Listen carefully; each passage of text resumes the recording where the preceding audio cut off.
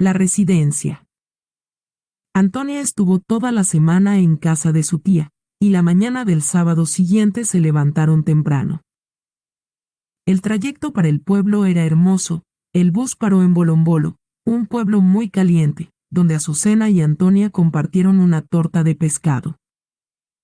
Luego, el bus atravesó un puente sobre el río Cauca, que era muy ancho y de color café claro. Cuando estaban llegando al pueblo, Azucena le dijo: «En algún momento vamos a poder ver la iglesia del pueblo». Y así fue. En una curva de la carretera se veía entre dos montañas un hermoso pueblo, donde la estructura más grande era la iglesia. Cuando llegaron había muchas personas en la plaza, porque era sábado y la mayoría salían a mercar o a caminar.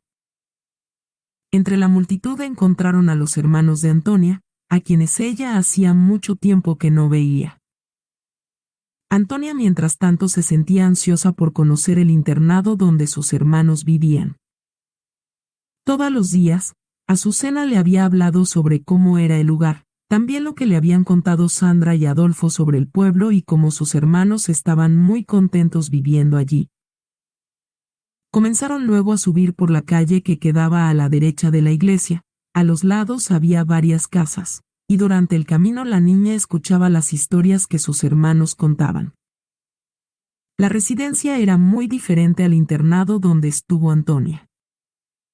Cuando llegaron, lo primero que hicieron fue entrar al cuarto de las mujeres, y al atravesar la puerta lo primero que la niña escuchó fue una canción que sonaba en un bafle colgado en la parte superior de una de las paredes. La música la ponían desde el cuarto de don José, ya que era por medio de esa música que él despertaba a los jóvenes desde la 4:00 de la mañana. La canción que sonaba era un merengue llamado Bajo una luna plateada, y Antonia se quedó escuchando la canción mientras miraba todo lo que la rodeaba. En el cuarto de las mujeres había 25 camarotes a un lado y 25 al otro, y en una de las esquinas estaban 2 duchas y 2 inodoros con puertas, solo 2 para 50 mujeres. Al lado se encontraba un espejo grande y un lavamanos, una mesa para planchar y muchos armarios, cada uno con su candado. A diferencia del otro, este internado no tenía rejas. En un extremo del patio había una pared de piedra con un altar para una virgen, y desde el otro extremo se podía apreciar el pueblo. Todos los que vivían en el internado eran adolescentes que ya estaban en el bachillerato. Azucena y Antonia se sentaron en la cama de Sandra, mientras algunas jóvenes pasaban y saludaban. Sandra les trajo el almuerzo, y confirmó lo que ya les había dicho don José cuando ingresaron al internado, que la comida no era muy variada, porque el desayuno, el almuerzo y la comida siempre eran lo mismo: frijoles, arroz y huevo, solo que en el desayuno variaba por la arepa. Cuando terminaron de comer, Azucena le dijo a Antonia: «Es mejor que descanses, acuéstate aquí en la cama de Sandra, que yo voy a hablar con don José y ya vengo». Antonia se acostó, ya que estaba muy cansada por el viaje. Cuando despertó ya era muy tarde, y había muchas jóvenes por todas partes.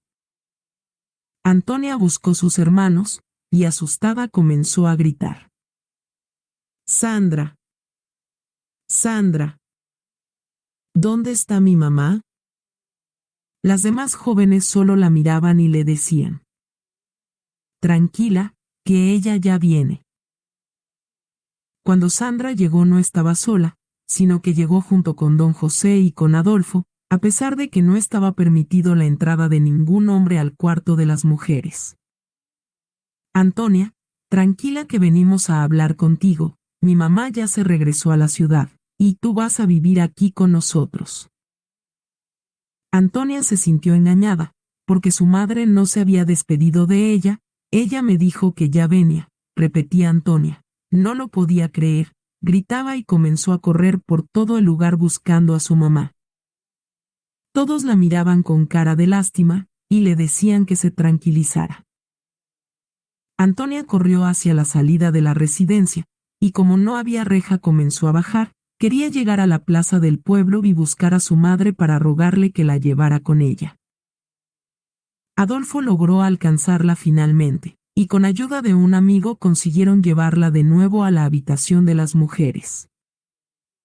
Todos estaban reunidos, y el rector, don José, le pidió que se sentara al lado de Sandra. Luego se inclinó en el suelo para quedar a la altura de Antonia y comenzó a decirle: este internado no es como el otro, aquí no hay profesoras, ni niños pequeños, nadie la va a castigar, mire a su alrededor, todos son jóvenes, y además aquí están sus hermanos y todos la vamos a cuidar, va a tener muchos hermanos y hermanas. Muchos de los jóvenes comenzaron a decir: sí, cuente con nosotros. Sandra le dijo: Antonia, tranquila, el rector es muy bueno. Antonia continuaba llorando, pero don José se puso en pie, la tomó cargada y le preguntó que si no le creía. Antonia le respondió que sí le creía, pero que tenía mucha rabia con su mamá por haberla engañado y no haberse despedido de ella. Ella se fue muy triste, dijo don José. Pero pensó que era mejor así.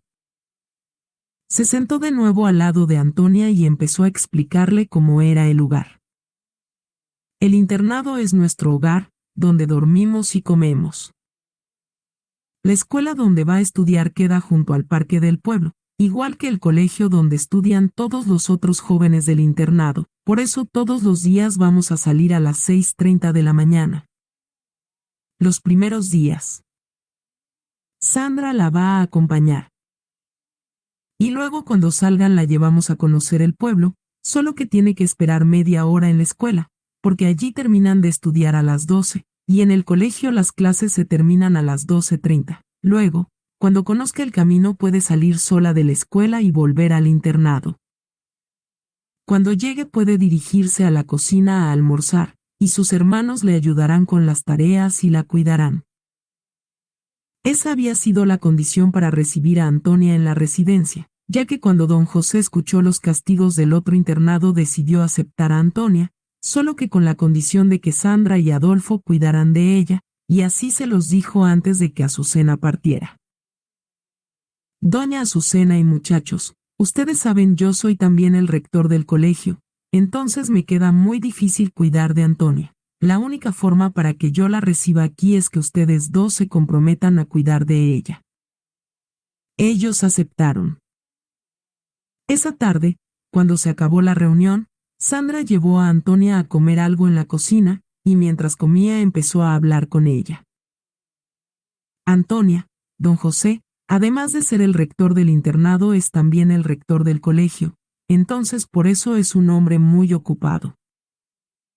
En el internado hay muchas normas y hay que seguirlas, porque si no perdemos el cupo, y entonces nos tenemos que ir de este lugar. ¿Entiendes, Antonia? ¿Por qué tenemos que comportarnos muy bien? Sí, entiendo, respondió Antonia. Sandra le contó que Azucena había hablado con don José hacía mucho tiempo para que la aceptara, pero que el rector siempre le contestaba que ese lugar solo era para adolescentes, y solo aceptó después de que Azucena le contara llorando cómo estaban las rodillas de Antonia por los castigos. Solo que la única condición para aceptarla fue que Sandra y Adolfo tenían que hacerse responsables de ella. El internado era abierto, porque el pueblo era muy tranquilo, y también por eso se podía jugar por fuera del internado sin ningún problema. Pero Antonia, a pesar de que el internado y el pueblo son muy tranquilos, tienes que decirnos para dónde vas. Puedes jugar alrededor del internado, en las casas que están arriba, y en el barrio vecino de la residencia, hay muchos niños de tu edad y con ellos puedes jugar. Al día siguiente comenzó la nueva vida de Antonia. Muy temprano a las 4 de la mañana inició la música con un volumen muy alto, de una emisora de música romántica. En la residencia había solo 2 baños para muchas mujeres, y por eso mientras unas se bañaban otras planchaban su uniforme, otras más se arreglaban el cabello, y algunas les hacían trenzas. Sandra comenzó a acosar a Antonia, porque no podía dejar pasar su turno para bañarse, y cuando Antonia entró se dio cuenta de que el agua era helada. Luego de bañarse, había que salir a desayunar. En la cocina encontraron sobre una mesa varios platos servidos, algunos con arepa y huevo, otros con frijoles, y si querían repetirlo podían hacer. Luego empezó la procesión de todos los jóvenes bajando la montaña. Sandra llevó a Antonia a la escuela, hasta el salón del primer grado, y se despidió de ella. Cuando entraron los otros niños, la profesora la saludó y la presentó al resto de la clase, mientras todos la miraban. Además de ser muy delgada.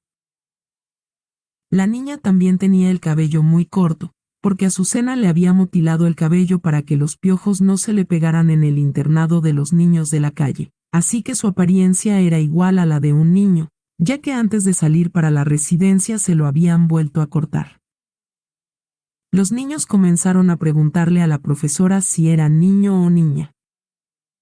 «Es una niña», respondió ésta. Luego le pidió que fuera hacia las bancas de atrás y se sentara en alguno de los pupitres libres. Los niños continuaron preguntándole si era niña o niño, y en un descuido de la profesora uno de los niños le subió la falda del uniforme que le había conseguido don José. Cuando llegó la hora del descanso vio que la puerta de la escuela estaba abierta, y que muchas señoras entraban con comida para sus hijos.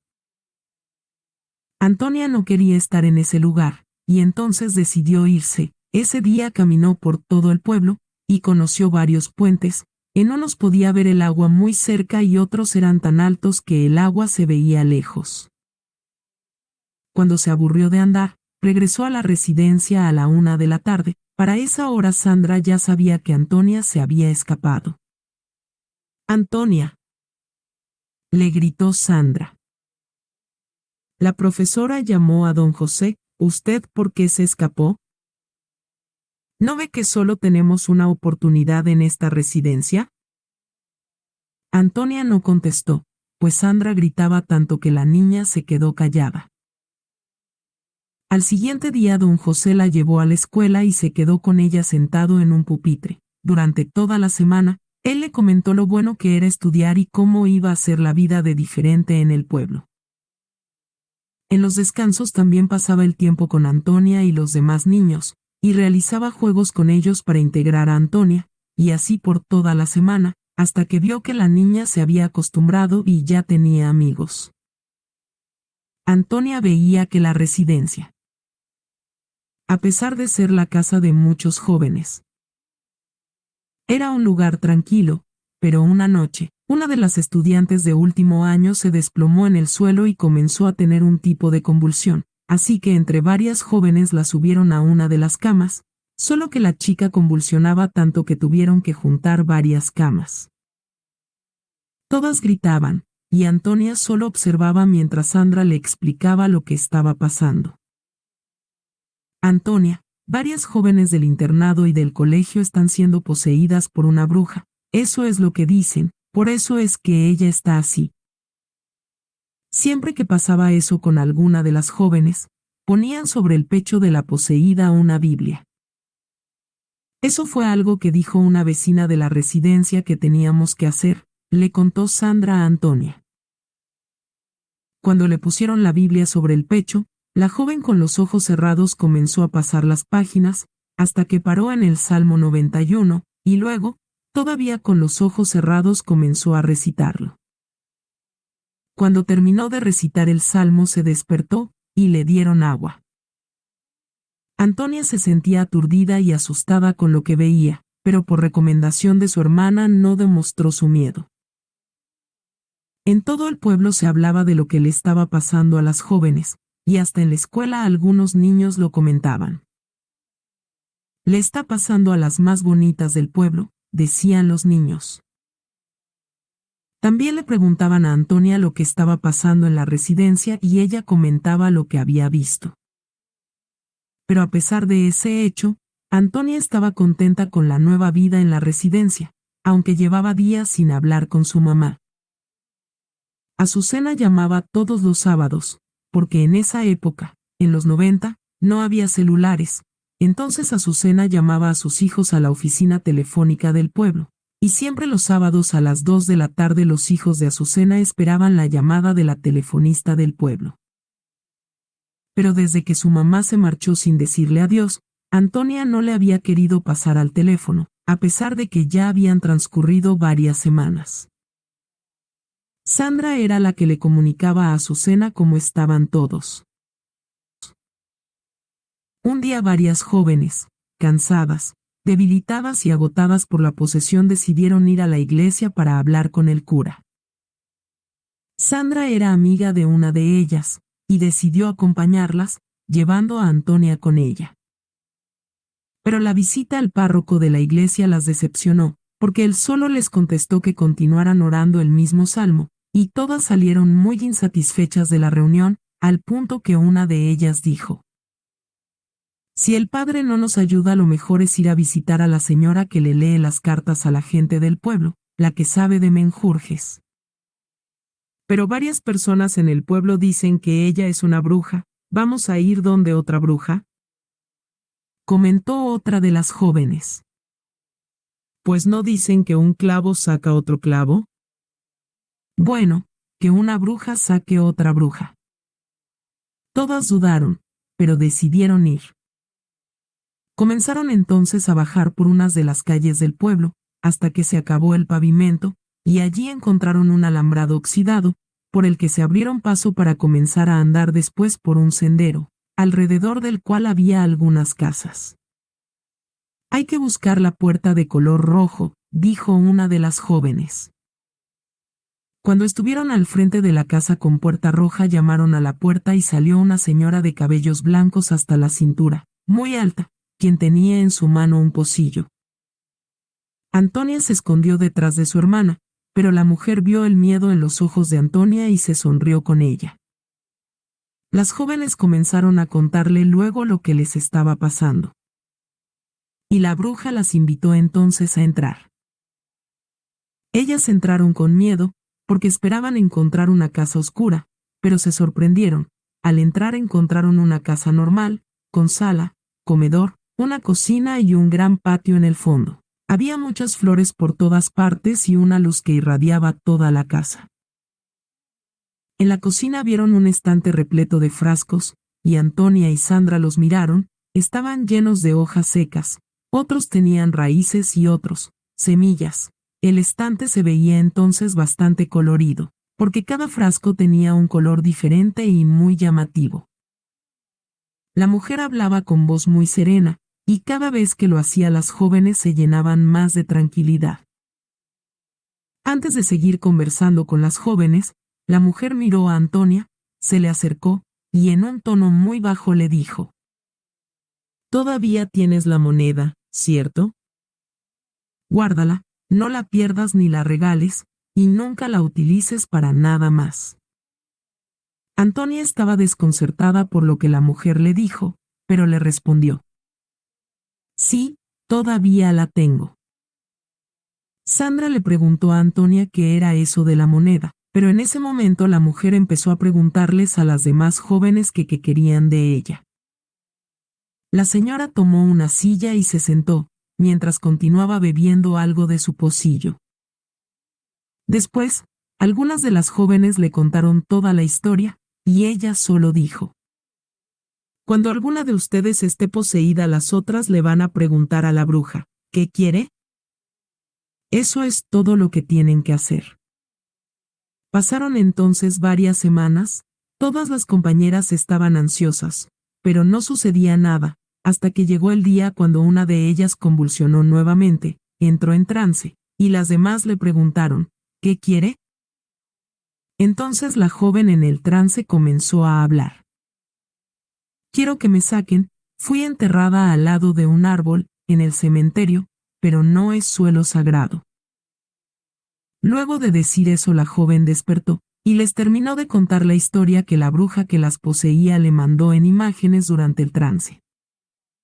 Muy exaltada, la joven relató: «Las personas del pueblo decidieron enterrarla dentro del cementerio. Pero en suelo no sagrado, Yo he visto el árbol del cementerio. Vamos, para que ella nos deje en paz, porque ella no nos quiere hacer daño a ninguna de nosotras, solo necesita descansar, y para eso necesita de nuestra ayuda, porque quiere ser enterrada en suelo sagrado. Esa misma noche, varias jóvenes de la residencia y del pueblo fueron a tocar en la iglesia, pues querían contarle al párroco lo que había pasado, de modo que parara ese desgaste físico de las jóvenes. Pero la respuesta del párroco fue negativa: eso no se puede hacer. Todas salieron entonces decepcionadas de la iglesia, y, totalmente desilusionadas, una de las jóvenes, de las de más edad y de las primeras que sufrieron la crisis, dijo, poniéndose las manos en la cabeza: no puedo soportar más. ¿Cuánto vamos a vivir así? Todas las jóvenes volvieron a la residencia, pero a la media hora llegó esa misma joven con varias herramientas. ¿Quién quiere ir al cementerio conmigo? 15 jóvenes decidieron ir, y al salir del cuarto de las mujeres encontraron a 4 compañeros más esperando. Nosotros también vamos. Sandra no quería ir, pero Antonia le suplicó porque quería ver el cementerio. Este quedaba a las afueras del pueblo y estaba cerrado de noche, pero había una entrada por un alambrado viejo a un costado de la propiedad. Todos iban con miedo, y Antonia apretaba fuerte la mano de Sandra. El cementerio tenía una parte nueva y otra parte más antigua. Las tumbas estaban en las paredes, y había varias paredes enfiladas. Lo peculiar del lugar es que algunas de las tumbas no tenían lápidas. Entonces se podían ver algunas de las tumbas con un ataúd dentro, y en otras solo una sábana que envolvía el cuerpo momificado de alguien. La joven que había tenido el último trance comenzó a andar más rápido. Uno de los jóvenes le pidió que esperara, pero ella no le escuchó, y entonces todos corrieron detrás de ella. No se separen, llamó otra de las jóvenes. La joven los dirigió a la parte vieja del cementerio, la cual estaba en la parte más retirada. Al llegar se podía ver, después de que se acabaran las tumbas, en el fondo, un árbol. Ese es el árbol, ella está ahí debajo. Gritó aterrada la joven. ¿Estás segura? Preguntó uno de los 4 jóvenes varones que fueron con ellas. Claro que estoy segura. Ella me lo mostró, tenemos que cavar allí. Los jóvenes comenzaron entonces a cavar. ¿Y después qué vamos a hacer con los restos? ¿Restos? ¿Pero será que ya está en los huesos o que todavía será un cuerpo en descomposición? Preguntó otro de los jóvenes. Esperemos, no nos desesperemos aún, respondió una más. Continuaron cavando, y no se sabe si por el frío de la noche, o por el mismo miedo que tenían, empezaron a ver como una niebla los rodeaba. Sandra apretaba la mano de Antonia, y les dijo a los otros: ya estamos aquí, hagamos una oración, y así se nos quitará el susto. Algunos de los jóvenes empezaron a orar, y luego que encontraron el cajón, lo sacaron entre todos. Cuando lo empezaron a abrir, las oraciones aumentaron, porque ya todos habían comenzado a orar por miedo. Al abrirlo encontraron unos huesos, y cogiendo uno de los trapos podridos que había en el cajón, los que alguna vez fueron la ropa de la mujer, envolvieron los huesos en esos trapos y luego se dirigieron a una de las tumbas desocupadas del cementerio, para poner los restos adentro. Pero, ¿y si alguien la saca y de nuevo nos vuelve a poseer? Preguntó asustada a una de las jóvenes. Coloquemos una tabla o algo para tapar la tumba, dijo otro. ¿Y le ponemos nombre? Preguntó alguien más. Creo que se llamaba Francisca, pero la gente en el pueblo la llamaban Medusa, respondió una de las jóvenes, que no pertenecía a la residencia sino que era del colegio. Yo recuerdo ese nombre, porque siempre en mis trances ella me decía: soy Francisca, pero nunca supe el apellido, concluyó la joven. Alguien tomó entonces un trozo de ladrillo y escribió con él sobre una tabla: Francisca. La niebla comenzó a bajar, y comenzaron a ver mejor. Luego, todos volvieron a la residencia, pero solo el silencio los acompañó. Al llegar, la mayoría no entró al cuarto, sino que se quedaron sentados mirando hacia el pueblo. Todos tenían sueño, y la mayoría estaban llenos de tierra, pero ninguno se podía limpiar porque despertarían a todo el mundo. Entonces, mejor se quedaron sentados en silencio, pero mientras contemplaban el pueblo vieron como una bola de fuego salió del cementerio y sobrevoló el pueblo, para perderse luego en dirección hacia las montañas. Todos quedaron atónitos, asustados, y comenzaron a hablar, cada uno de lo que habían visto. Algunos lo describían como una luz envuelta, y otros una bola de fuego, una bola grande que voló sobre el cementerio del pueblo. Era de color rojo, amarillo y naranjado, parecía una llamarada de fuego, como la que se producía dentro de los fogones de leña. Cada uno tenía una explicación diferente. Las jóvenes que sufrían el trance no volvieron a sentir nada desde entonces. Pero varios de los jóvenes que fueron esa noche y desenterraron a Francisca quisieron saber más de ella. Y empezaron a preguntar en el pueblo, aunque todo parecía un misterio, porque cada persona a la que le preguntaban se hacía la que no sabía nada, a otros les disgustaba la pregunta, y otros francamente no sabían. Al no encontrar respuesta, con el pasar de los días dejaron de preguntar y siguieron sus vidas. Uno de los meses más fascinantes allí era noviembre, conocido en el pueblo como el mes de los muertos. El 2 de noviembre, un hombre conocido como el animero entraba al cementerio y lo recorría todo, tocando una campanita mientras hacía el recorrido y salmodiaba un Padre Nuestro por las ánimas del purgatorio. Luego salía del cementerio, y la creencia era que todos los muertos salían detrás del animero. El hombre recorría calle por calle del pueblo, tocando una a una en cada puerta y pidiendo en todas ellas un Padre Nuestro por las ánimas del purgatorio, siempre tocando su campana, para luego de recorrer todo el pueblo volver a llevar a las almas al cementerio. Existía la creencia que al acompañar al animero los pecados serían perdonados. Y otros lo acompañaban con el objetivo de pagar alguna promesa, pero existía un mito, y es que no se podía mirar para atrás, ya que se podían ver todas las almas que estaban caminando detrás de ellos, y se decía que daba tanto miedo que muchos se desmayaban. Los jóvenes que todavía se preguntaban qué le había pasado a Francisca decidieron ese día seguir al animero, con el propósito de preguntarle por ella. El animero era un solitario hombre ya mayor y no hablaba con muchas personas. Los jóvenes esperaron que realizara todo el recorrido, y al finalizar la caminata, lo abordaron para preguntarle por Francisca. «Queremos saber qué le pasó a Francisca», preguntaron los jóvenes al animero dentro del cementerio, en esa noche del 2 de noviembre. «¿Francisca?», respondió el hombre anciano, «¿fueron ustedes? Ustedes le dieron una tumba adecuada en este cementerio. La historia de esa niña es muy triste», dijo el hombre, mientras guardaba la campana en una cajita de madera que había dejado sobre el suelo del cementerio. «¿Cómo que niña? ¿Era muy joven?», preguntó uno de los jóvenes.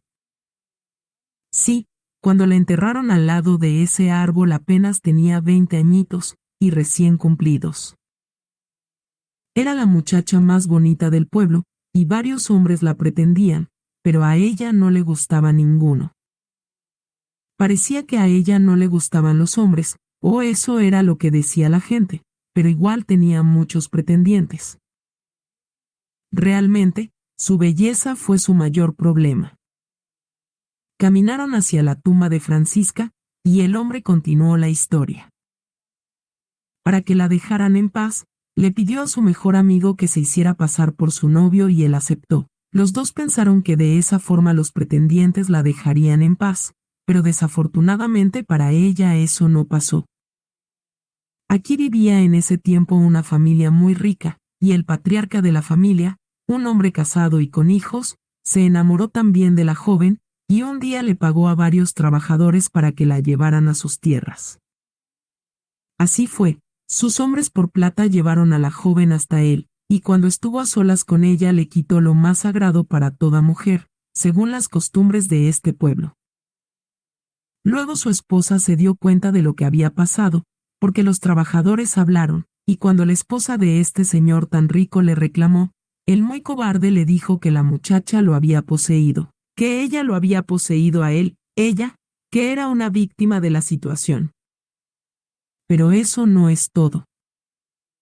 Muchachos, porque lo peor estaba todavía por pasar. La mujer le pagó al cura que en ese momento estaba a cargo de la iglesia del pueblo para que en la Eucaristía del domingo la culpara de brujería. La iglesia ese día estaba llena, y todas las personas escucharon y creyeron las palabras del cura.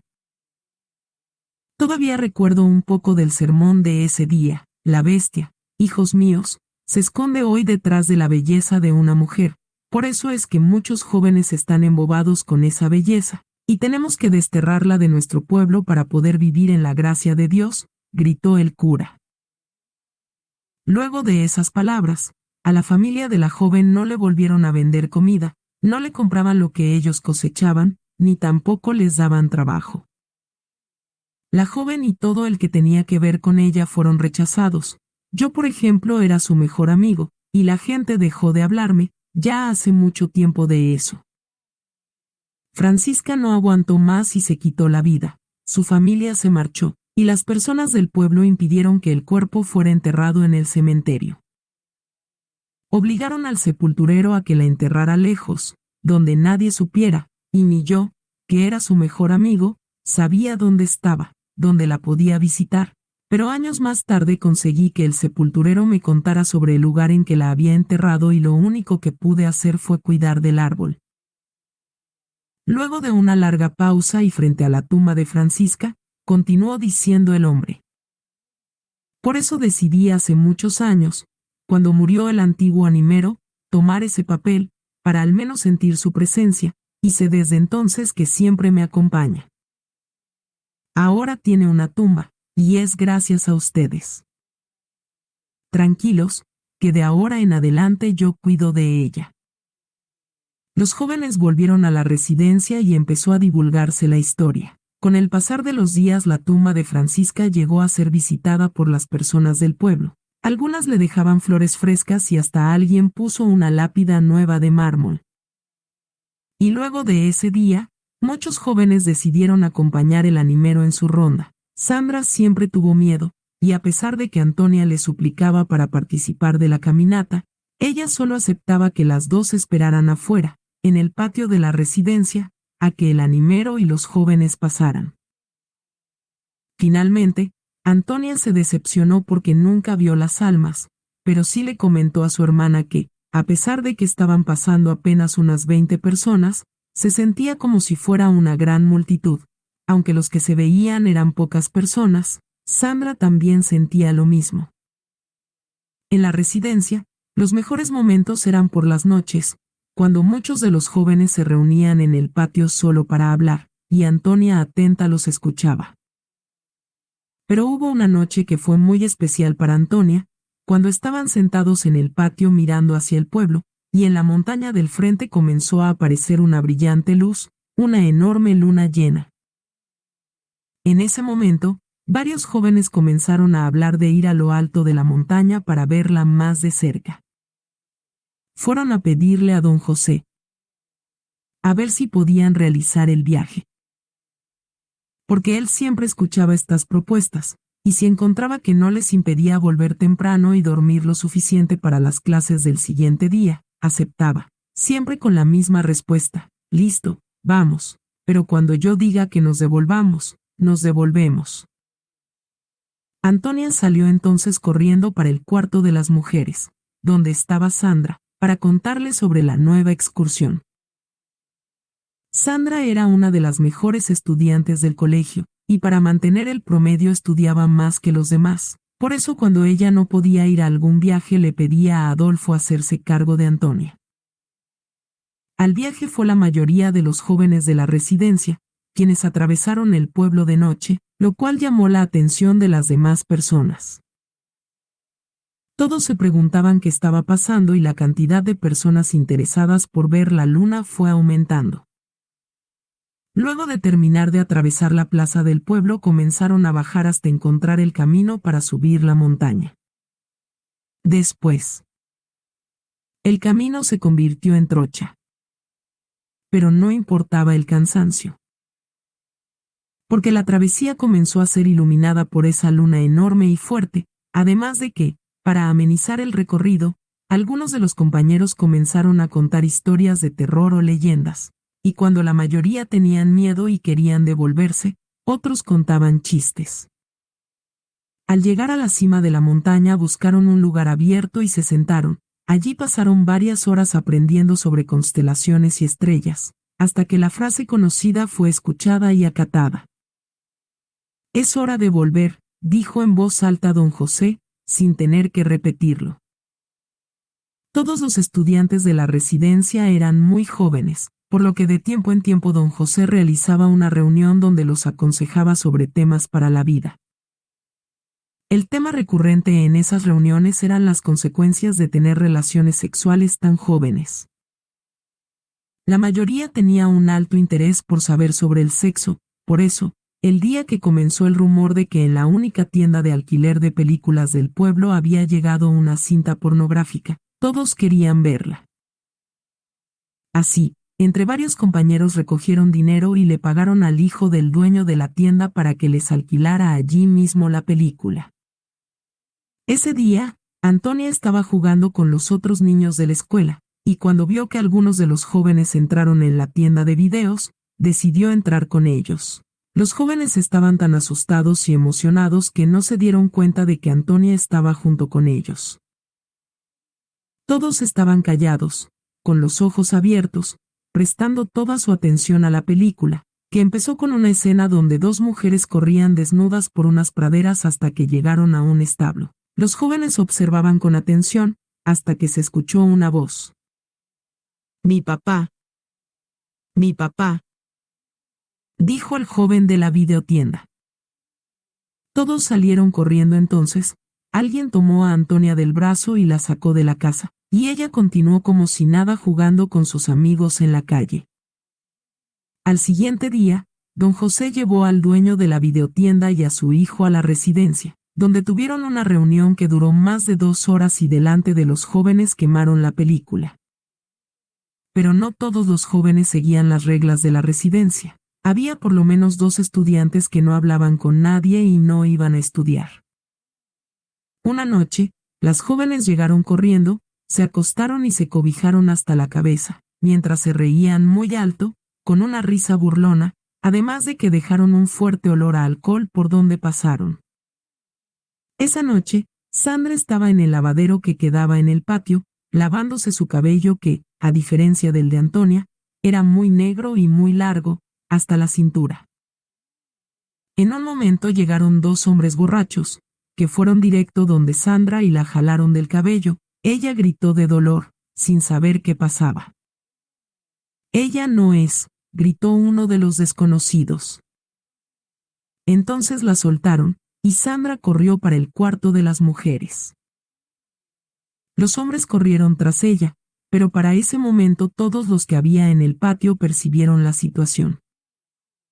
Una de las jóvenes, apenas pasó Sandra, cerró la puerta del cuarto e impidió que los hombres entraran. Entonces ellos comenzaron a golpear y a empujar la puerta, mientras a la joven le daba mucha dificultad el sostenerla, pero otras salieron al rescate y la ayudaron a asegurarla. Afuera, los desconocidos comenzaron entonces a gritar, mientras las 2 jóvenes ebrias seguían riéndose debajo de las cobijas. «Devuélvanos el dinero», gritaban afuera los 2 hombres furiosos. De inmediato llegaron varios hombres de la residencia. «Salgan de la residencia», les gritaron a los desconocidos.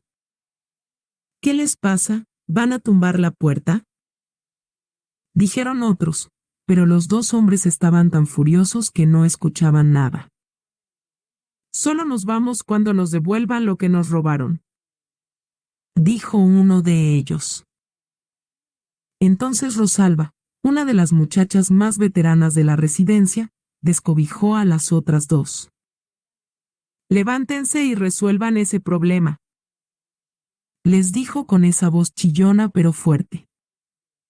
Respeten la residencia. Ustedes saben que aquí no pueden traer a ningún hombre, y menos hacer este espectáculo, dijo Ana Sofía, una de las mejores amigas de Sandra.